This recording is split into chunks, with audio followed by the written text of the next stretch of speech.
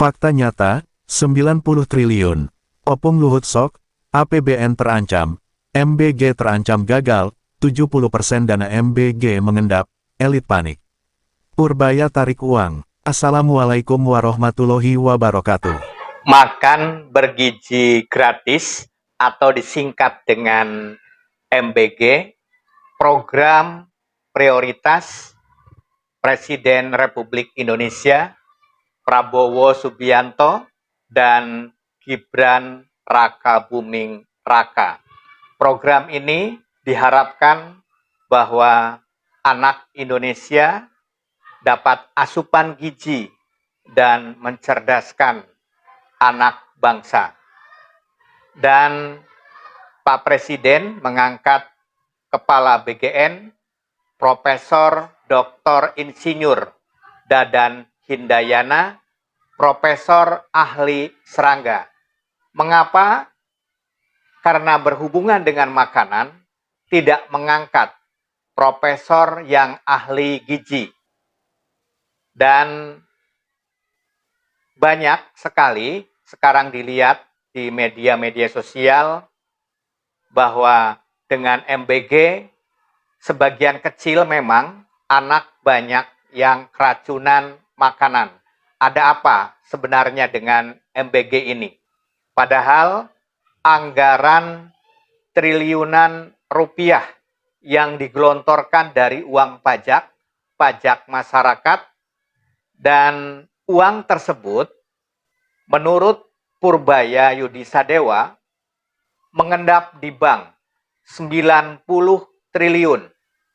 70% itu belum dipakai atau direalisasikan kepada pengguna, terutama siswa di seluruh Indonesia. Sehingga Purbaya Yudisadewa akan mengambil uang itu kalau tidak digunakan, dialihkan kepada hal yang penting, yang diperlukan. Sehingga tidak ada kecurigaan bahwa uang yang mengendap terlalu lama di bank itu rawan untuk dikorupsi.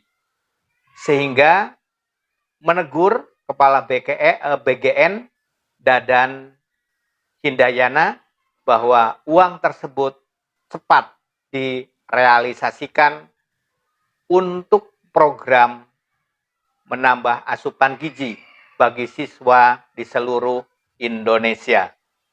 Dan Indonesia sekarang utang Indonesia 9.700 triliun.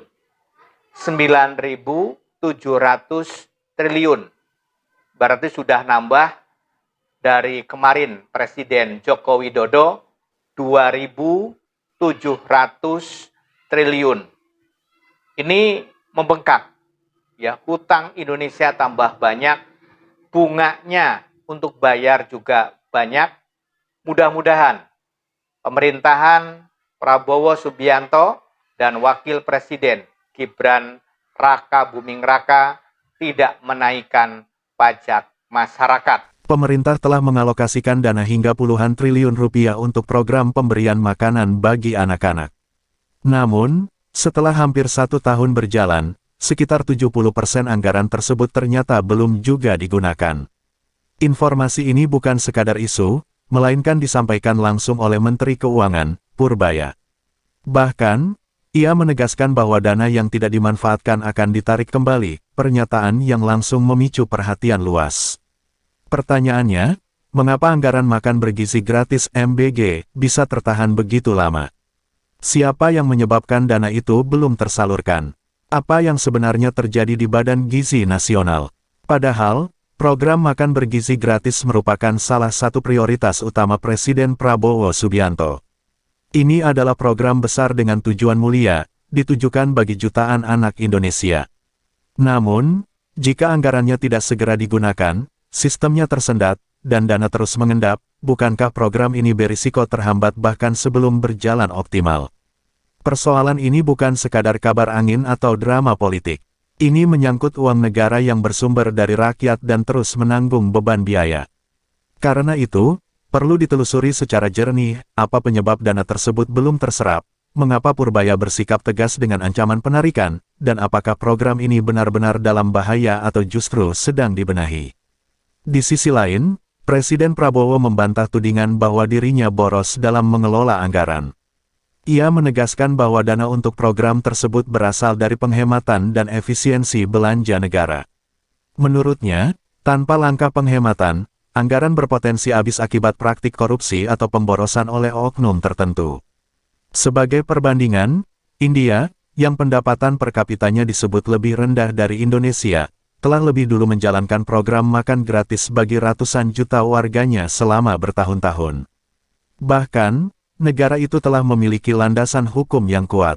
Hal ini dijadikan contoh bahwa program serupa bukanlah hal mustahil untuk dijalankan.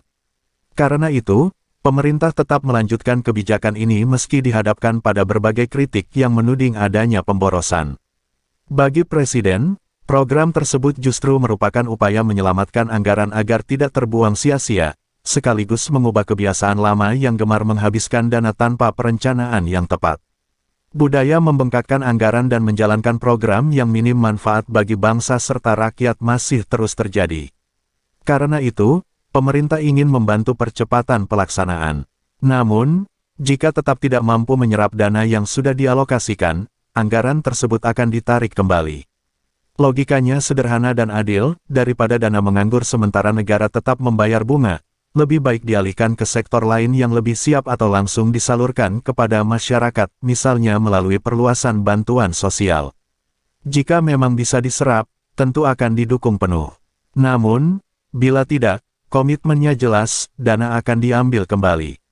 Dalam kesempatan lain, pemerintah juga menganugerahkan tanda kehormatan berupa bintang jasa kepada tokoh yang dinilai berjasa besar bagi bangsa dan negara, serta Satya Lancana Wirakarya sebagai bentuk apresiasi atas pengabdian luar biasa yang patut menjadi teladan.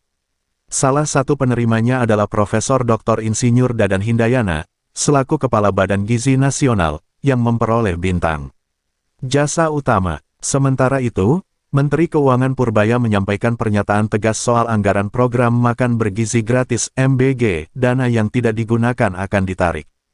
Uang rakyat, menurutnya, tidak boleh sekadar diparkir. Ini bukan kalimat basa-basi atau retorika, melainkan peringatan serius dari pejabat yang memegang kendali fiskal negara. Di sisi lain, ketika Presiden Prabowo Subianto menanggapi anggapan bahwa MBG berpotensi gagal, ia meminta agar kritik tidak langsung dimaknai sebagai serangan. Justru, kritik muncul karena publik peduli. Program sebesar MBG bukan proyek kecil atau sekadar kegiatan simbolis. Ini menyangkut jutaan anak dan masa depan generasi bangsa. Persoalannya bukan pada tujuan, melainkan pada tata kelola dan pelaksanaannya. Data yang diungkap menunjukkan bahwa sekitar 90 triliun rupiah telah dialokasikan sejak masa Menteri Keuangan Sri Mulyani Indrawati dan disalurkan kepada Badan Gizi Nasional. Angkanya sangat besar, namun, setelah berjalan hampir 1 tahun, serapan anggaran disebut baru sekitar 13%. Artinya, sebagian besar dana, sekitar 87%, masih tersimpan tanpa digunakan. Ini tentu memunculkan pertanyaan serius. Dana tersebut bukan sekadar angka di atas kertas, melainkan uang negara yang bersumber dari penerimaan dan pembiayaan, termasuk utang. Setiap utang membawa konsekuensi bunga yang harus dibayar. Jadi, ketika anggaran tidak segera dimanfaatkan, negara tetap menanggung biaya hari demi hari. Disitulah letak urgensinya, bagaimana memastikan dana publik benar-benar bergerak dan memberi manfaat nyata, bukan sekadar tersimpan di rekening. Beban bunga utang itu tidak menunggu akhir tahun. Setiap bulan, setiap minggu, bahkan setiap hari, nilainya terus berjalan. Dalam hitungan ekonomi, bunga tidak pernah berhenti. Maka, logikanya sederhana, jika dana sudah diperoleh dari pembiayaan utang dan bunganya terus dibayar, tetapi uangnya tidak segera digunakan, itu sama saja menciptakan beban tanpa hasil. Di titik inilah Purbaya mengambil sikap. Ia menegaskan bahwa anggaran yang tidak dimanfaatkan akan ditarik kembali. Pernyataan itu bukan luapan emosi atau sindiran, melainkan tanggung jawab sebagai penjaga kas negara. Tugas Menteri Keuangan memang memastikan uang publik bekerja secara produktif. Menariknya, ketika sikap tegas itu muncul, Ada pula suara yang menilai agar Menteri Keuangan tidak terlalu masuk ke ranah program MBG. Salah satunya datang dari Luhut Binsar Panjaitan. Namun, jika berbicara soal anggaran, bukankah itu memang wilayah otoritas Kementerian Keuangan? Ini bukan perkara gengsi antar lembaga, melainkan disiplin fiskal. Ibarat seseorang meminjam uang ratusan juta rupiah untuk membuka usaha, dana sudah cair, tetapi usaha tak kunjung berjalan, sementara cicilan dan bunga tetap harus dibayar setiap bulan. Tentu langkah rasional adalah mengevaluasi sebelum kerugian membesar. Itulah yang ingin dicegah, jangan sampai dana besar mengendap tanpa dampak. Justru, sikap tegas tersebut dapat dipahami sebagai upaya menyelamatkan program dari risiko kegagalan manajerial. Bila puluhan triliun rupiah dibiarkan diam terlalu lama, kepercayaan publik bisa tergerus. Investor mulai ragu, dan opini negatif cepat menyebar, terutama di era media sosial, ketika persepsi sering bergerak lebih cepat daripada realisasi kebijakan. Dalam perspektif fiskal, program yang baik sekalipun bisa tergelincir bila tata kelolanya lemah. Jika dari sekitar 90 triliun rupiah yang tersedia hanya sebagian kecil yang terserap, itu bukan isu kecil, melainkan sinyal peringatan serius. Menteri Keuangan tentu tidak bisa bersikap seolah-olah tidak melihat tanda tersebut. Pernyataan, kalau tidak dipakai akan ditarik, mencerminkan prinsip dasar pengelolaan anggaran, dana negara harus berputar, produktif, dan menghasilkan manfaat nyata. Indonesia sendiri tidak memiliki ruang fiskal tanpa batas. Defisit dijaga, rasio utang diawasi, dan setiap belanja harus memberi efek real. Apabila dana MBG benar-benar mengalir ke sekolah, petani, pedagang bahan pangan, hingga pelaku usaha kecil, maka uang itu akan menciptakan efek berganda dan menggerakkan ekonomi lapisan bawah. Namun, bila dana hanya tersimpan di rekening lembaga, yang bertambah hanyalah beban bunga. Karena itu, langkah tegas tersebut dapat dilihat bukan sebagai upaya menghambat kebijakan Presiden Prabowo Subianto, melainkan memastikan program besar ini tidak menjadi presiden buruk di masa depan. Jika sampai gagal, dampaknya bukan hanya pada lembaga teknis, tetapi juga pada kredibilitas pemerintah dan kondisi APBN. Prinsipnya sederhana, lebih baik mengerem dan membenahi sejak dini daripada membiarkan masalah membesar dan sulit dikendalikan. Bila memang diperlukan, anggaran bisa saja ditarik lalu dirancang ulang. Itulah bentuk tanggung jawab. Perbedaan pandangan boleh saja terjadi, tetapi membiarkan dana ratusan triliun rupiah tidak bergerak tanpa realisasi yang jelas-jelas bukan langkah bijak. Jika ada pihak yang merasa kurang nyaman dengan sikap tegas tersebut, mungkin karena sudah terlalu terbiasa dengan pola lama. Apa yang sedang terjadi sebenarnya adalah perubahan cara pandang, bukan sekadar memastikan anggaran turun, melainkan memastikan anggaran memberi dampak nyata. Dalam konteks itu, program MBG justru sedang dijaga agar tidak terseret masalah tata kelola. Dengan pengawasan ketat, disiplin fiskal, dan perbaikan sistem, program ini berpeluang menjadi warisan kebijakan besar di era Presiden Prabowo Subianto. Namun, bila dana besar dibiarkan dengan serapan minim, wajar jika publik mempertanyakan. Pertanyaan publik bukanlah ekspresi kebencian, melainkan kekhawatiran. Purbaya memilih posisi yang mungkin tidak populer, tetapi krusial. Menjaga kas negara tidak selalu menghasilkan pujian, kadang justru membuat pihak-pihak tertentu gelisah. Dan kegelisahan itu bisa menjadi tanda bahwa pembenahan sedang berlangsung. Istilah, dana mengendap, sendiri bukan hal baru dalam sejarah birokrasi. Sering kali ia dibungkus dengan istilah teknis, seperti penyesuaian jadwal, harmonisasi kebijakan, atau sinkronisasi lintas kementerian. Terdengar administratif dan rapi, tetapi substansinya tetap sama, anggaran belum bergerak.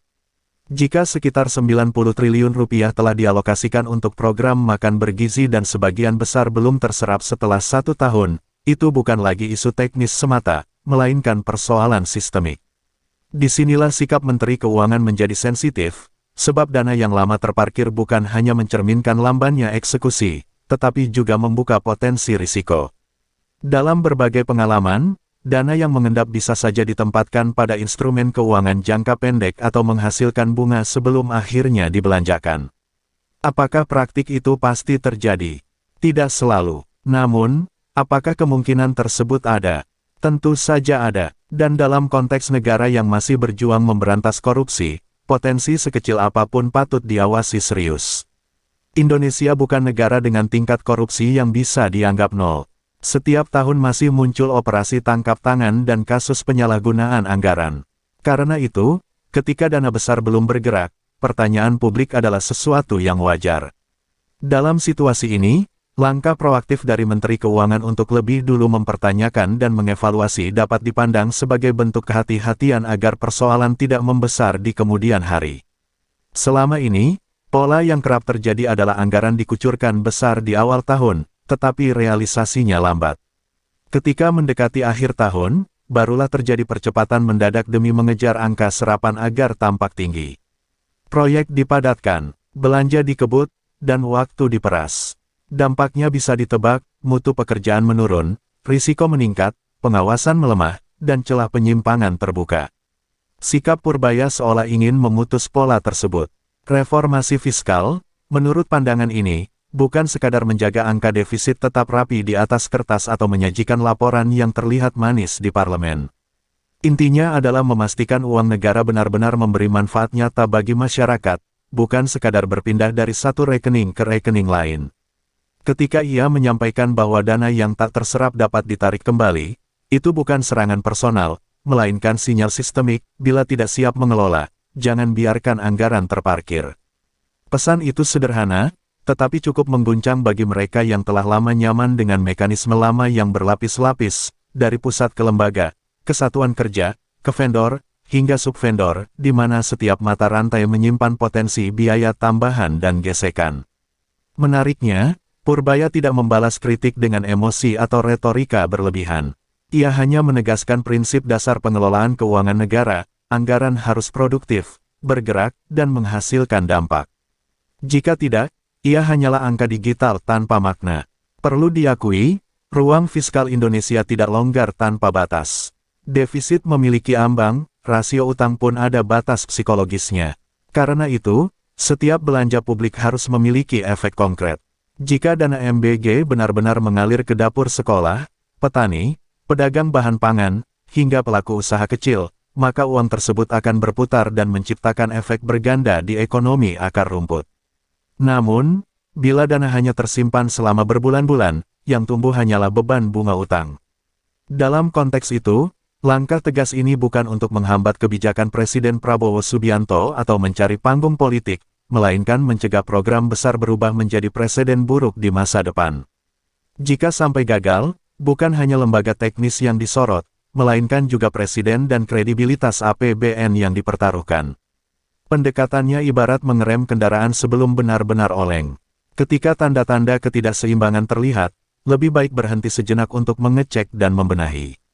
Jika perlu, anggaran ditarik dan desain program diperbaiki. Itulah wujud tanggung jawab. Perbedaan pandangan boleh saja ada. Namun, satu hal sulit dibantah, membiarkan dana ratusan triliun rupiah mengendap tanpa realisasi yang masuk akal bukan pilihan sehat. Ketika Menteri Keuangan mulai berbicara tentang dana parkir, bunga berjalan, dan kemungkinan penarikan kembali, itu menandakan pergeseran paradigma, dari sekadar memastikan anggaran cair menjadi memastikan anggaran berdampak nyata. Dalam situasi ini, program MBG justru bisa dipandang sedang dijaga, bukan diserang. Jika pengelolaannya terus dikawal dengan nalar yang sehat, disiplin fiskal yang konsisten, dan prosedur yang lebih ringkas, program tersebut berpeluang menjadi warisan kebijakan penting di era Presiden Prabowo Subianto. Sebaliknya, bila dana besar terus diiringi serapan kecil, wajar bila masyarakat mengajukan pertanyaan. Dan pertanyaan itu lahir dari kepedulian, bukan permusuhan. Purbaya memilih berdiri di posisi yang mungkin tidak populer, tetapi diperlukan. Mengawal uang negara memang tidak selalu mendatangkan pujian, kadang justru membuat pihak yang sebelumnya nyaman menjadi terusik. Itu bisa menjadi pertanda bahwa ada pembenahan yang sedang berjalan. Ketika ia mulai menyoroti dana yang mengendap dan kemungkinan kebocoran, pesan yang disampaikan jelas, praktik lama tidak bisa terus dibiarkan. Istilah, dana mengendap, sendiri bukan hal baru dalam birokrasi. Seringkali ia dibalut istilah teknis, seperti penyesuaian jadwal administrasi, harmonisasi kebijakan, atau sinkronisasi lintas kementerian. Terdengar formal dan sistematis, tetapi substansinya tetap sama, anggaran belum benar-benar bergerak. Dengan pendekatan sederhana, jika 90 triliun rupiah telah dialokasikan untuk program makan bergizi dan sebagian besar belum digunakan setelah 1 tahun, itu bukan persoalan teknis ringan, melainkan persoalan tata kelola. Disinilah sensitivitas muncul. Dana yang terlalu lama terparkir tidak hanya mencerminkan lambannya eksekusi, tetapi juga membuka peluang penyalahgunaan, mulai dari pemanfaatan bunga bank hingga instrumen jangka pendek lainnya sebelum dana dibelanjakan. Apakah itu pasti terjadi? Tidak selalu. Namun, kemungkinan tersebut cukup untuk menuntut kewaspadaan, apalagi di negara yang masih menghadapi tantangan korupsi. Publik tentu paham bahwa setiap tahun masih muncul kasus operasi tangkap tangan atau penyimpangan anggaran. Maka, ketika dana besar belum terserap optimal, rasa ingin tahu masyarakat adalah hal yang wajar. Perbedaannya, kali ini Menteri Keuangan memilih mengangkat isu tersebut lebih dulu sebelum tekanan publik membesar. Selama ini, pola yang kerap terjadi adalah anggaran dikucurkan besar di awal tahun, lalu realisasinya lambat. Menjelang tutup buku, belanja dikebut agar angka serapan terlihat tinggi. Akibatnya, kualitas pekerjaan menurun, risiko meningkat, dan pengawasan melemah. Pesan yang ingin ditegaskan adalah menghentikan siklus tersebut. Reformasi fiskal bukan sekadar menjaga angka defisit atau menyampaikan laporan yang rapi di hadapan DPR. Intinya adalah memastikan setiap rupiah benar-benar memberi manfaat nyata bagi rakyat. Ketika disebut bahwa dana yang tidak digunakan bisa ditarik kembali, itu bukan ancaman personal, melainkan prinsip pengelolaan anggaran, uang publik harus bekerja, bukan sekadar tersimpan. Pesan yang disampaikan itu bersifat menyeluruh, bila tidak mampu mengelola anggaran dengan baik, jangan biarkan dana hanya terparkir. Ucapannya memang singkat, tetapi bagi pihak yang sudah lama nyaman dengan pola lama, itu terasa tajam. Sebab, mekanisme lama memiliki rantai panjang, dari pusat ke lembaga, lalu ke satuan kerja, berlanjut ke vendor hingga subvendor. Di setiap titik selalu ada potensi gesekan dan biaya tambahan. Apalagi skalanya nasional, dengan nilai mencapai ratusan triliun rupiah dalam beberapa tahun ke depan. Jika pendekatan lama dipertahankan, risikonya jelas tidak kecil. Karena itu, Purbaya mulai menyoroti pola tersebut secara terbuka. Ia menyebut bahwa dana mengendap bukan hanya terjadi di satu institusi, tetapi juga di berbagai kementerian, bahkan pemerintah daerah. Pengakuan seperti ini jarang terdengar dari dalam sistem sendiri. Biasanya, narasi resmi menyatakan semua berjalan sesuai rencana. Kali ini berbeda, seakan ada tirai yang sedikit dibuka untuk menunjukkan kebiasaan yang perlu diperbaiki. Tentu, perubahan semacam ini tidak selalu nyaman. Ketika saluran lama mulai diperketat, mereka yang terbiasa diuntungkan oleh kelonggaran sistem bisa merasa terganggu. Namun, bukan berarti semua aparatur bermasalah. Banyak pejabat yang bekerja jujur dan profesional. Persoalannya lebih pada sistem yang masih memberi ruang abu-abu bagi dana mengendap dan optimalisasi bunga jangka pendek. Celah seperti itulah yang perlu dipersempit. Secara logika fiskal, situasinya memang paradoks, negara membayar bunga utang setiap hari, sementara sebagian dana hasil pembiayaan itu belum segera digunakan untuk memberi manfaat. APBN menanggung beban, tetapi dampak real belum terasa. Inilah yang coba dipangkas. Tanpa retorika berlebihan, ia menyampaikan prinsip sederhana, jika tidak dimanfaatkan, anggaran akan ditarik kembali. Langkah ini bisa saja membuat sebagian pihak gelisah, terutama bila selama ini ada kebiasaan mencairkan dana lebih dulu lalu merealisasikannya belakangan. Sekali lagi, ini bukan soal menuduh individu tertentu, melainkan memperjelas aturan agar ruang abu-abu makin sempit. Mudah saja menjadi pejabat yang tenang dan tidak banyak bersuara. Namun, ketika Menteri Keuangan mulai mempertanyakan efektivitas belanja dan mengingatkan bahwa uang tersebut bersumber dari utang dan defisit, fokus pembicaraan pun bergeser dari sekadar semangat menjalankan program menuju kedisiplinan dalam pelaksanaannya. Jika MBG ingin menjadi kebijakan monumental di era Presiden Prabowo Subianto, maka fondasinya harus bersih sejak awal. Lebih baik menghadapi ketidaknyamanan sekarang daripada menunggu persoalan membesar di kemudian hari. Sebab, ketika publik kehilangan kepercayaan karena dugaan permainan dana parkir, memulihkannya akan jauh lebih sulit, dan program sebesar apapun bisa kehilangan pijakan. Purbaya tampaknya melihat bahwa ancaman terbesar bagi sebuah program bukan datang dari lawan politik atau kritik publik, melainkan dari celah dalam sistem itu sendiri.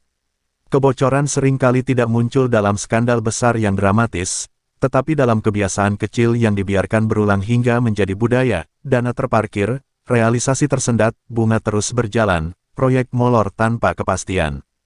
Jika pola seperti ini tidak diputus sejak awal, 5 tahun ke depan yang tersisa mungkin hanya laporan tebal tanpa hasil sepadan. Maka, ketika sistem mulai diperketat dan pengawasan diperkuat, wajar bila ada yang merasa tidak nyaman. Diawasi memang tidak selalu menyenangkan, tetapi justru disitulah tanda reformasi sedang bergerak. Program MBG membutuhkan keberanian semacam itu, bukan hanya keberanian mengalokasikan anggaran besar, melainkan juga keberanian mengendalikannya. Sinyal yang dikirim jelas, potensi kebocoran harus ditutup. Jika ada pihak yang gelisah, bisa jadi karena selama ini terlalu lama berada di zona nyaman. Seringkali, kritik terhadap tata kelola langsung dianggap sebagai serangan terhadap program. Padahal, mengoreksi sistem berbeda dengan menolak tujuan. MBG, program makan bergizi gratis, adalah gagasan besar dengan niat mulia, meningkatkan kualitas gizi anak, menekan stunting, sekaligus menggerakkan ekonomi lapisan bawah. Secara konsep, ini bisa menjadi terobosan penting di era Presiden Prabowo Subianto. Namun, dalam praktik pemerintahan, ide yang baik pun bisa gagal bila manajemennya lemah. Ketika dana besar sudah dialokasikan tetapi penyerapannya rendah, itu bukan sekadar angka statistik, melainkan tanda awal yang perlu dicermati. Ibarat kendaraan baru dengan mesin canggih, bila sejak awal ada kebocoran oli atau roda tidak stabil, langkah bijak adalah berhenti sejenak untuk memeriksa dan memperbaiki, bukan terus melaju demi terlihat cepat. Tindakan Purbaya dapat dibaca sebagai langkah pencegahan. Ia bukan mempercepat tanpa arah, melainkan memasang rem darurat sebelum risiko membesar. Sebab, jika anggaran tidak terserap optimal, kemungkinan yang muncul umumnya dua, sistem terlalu berbelit atau ada kepentingan yang membuat proses tersendat. Keduanya sama-sama berbahaya. Jika masalahnya desain birokrasi yang terlalu panjang, banyak meja, banyak tanda tangan, banyak koordinasi, maka perbaikannya ada pada penyederhanaan. Namun, jika terdapat kepentingan tersembunyi, persoalannya menjadi jauh lebih serius. Dalam konteks Indonesia yang masih berupaya memperkuat integritas birokrasi, kewaspadaan semacam ini bukan sikap berlebihan, melainkan bentuk realisme. Program unggulan dari Presiden Prabowo Subianto dan Wakil Presiden Gibran Rakabuming Raka, yaitu MBG, makan bergizi gratis bagi anak-anak sekolah se-Indonesia. Program ini dirancang dari awal sampai akhir dan diharapkan oleh Prabowo Subianto dan Gibran Rakabuming Raka bermanfaat bagi siswa di seluruh Indonesia. Bahwa anak di Indonesia itu belum kecukupan gizi, sehingga diperlukan makanan-makanan bergizi supaya siswa Indonesia itu mempunyai kecerdasan yang luar biasa, mengungguli anak-anak di luar negeri. Program ini sangat baik apabila anggaran yang sudah disediakan oleh pemerintah itu terserap secara keseluruhan. Purbaya Yudisadewa mengecek apakah anggaran ini sudah terserap apa belum oleh Kepala BGN, Profesor Dr. Insinyur Dadan Hindayana. Dan uang tersebut itu baru terserap 70%, sehingga sisanya itu mengendap di bank. Maka Purbaya Yudisadewa itu kalau uang terlalu lama mengendap di bank, itu yang pertama rawan dikorupsi. Bunganya juga karena triliunan juga besar, sehingga program yang ada, yang andalan Prabowo Subianto, bahwa uangnya harus cepat diserap, disalurkan untuk yang membutuhkan, yaitu siswa di seluruh Indonesia. Sehingga dia mengancam kepada Profesor Dr. Insinyur Dadan Hindayana, kalau tidak diserap, uangnya akan ditarik, digunakan untuk keperluan-keperluan yang lebih penting. Bagus, ya. Soalnya triliunan masih di bank, itu ada dividen atau keuntungan. Keuntungannya kemana? Dan sepertinya Dadan Hindayana ini adalah ahli serangga. Mungkinkah? Mungkin, ya. Kenapa Pak Presiden Prabowo Subianto tidak mengangkat yang ahli gizi, malah mengangkat yang ahli serangga? Ada apa sebenarnya dengan MBG ini?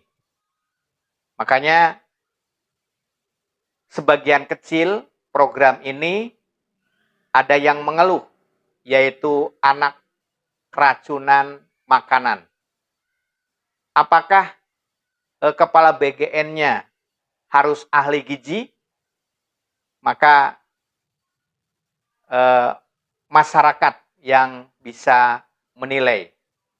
Sehingga dari skill ya seorang pemimpin, dari skill seorang manajer BGN ini, ya mungkin harus lebih berpengalaman lagi, soalnya tiap-tiap daerah banyak yang keracunan makanan. Maka masyarakat mengharapkan, karena uang dari pajak masyarakat, uang ini harus betul-betul sampai kepada siswa sesuai dengan arahan Presiden Prabowo Subianto bahwa Rp15.000 itu sampai ke siswa, kemanfaatan kegunaannya, sehingga siswa Indonesia menjadi siswa yang cerdas, mengungguli siswa yang ada di luar negeri. Memulihkan marwah kepemimpinan dengan adab dan ketegasan. Sebuah pelajaran besar bagi mereka yang terbiasa bicara lantang namun lupa makna ketulusan. Korupsi, nepotisme, menghalalkan segala cara yang menimbulkan kerugian negara, rakyat menjadi sengsara, itu hal yang dilarang oleh agama, dan dosa besar, di mata rakyat bukan hanya kemenangan, tapi kemenangan akal sehat dan cinta tanah air. Wassalamualaikum warahmatullahi wabarakatuh.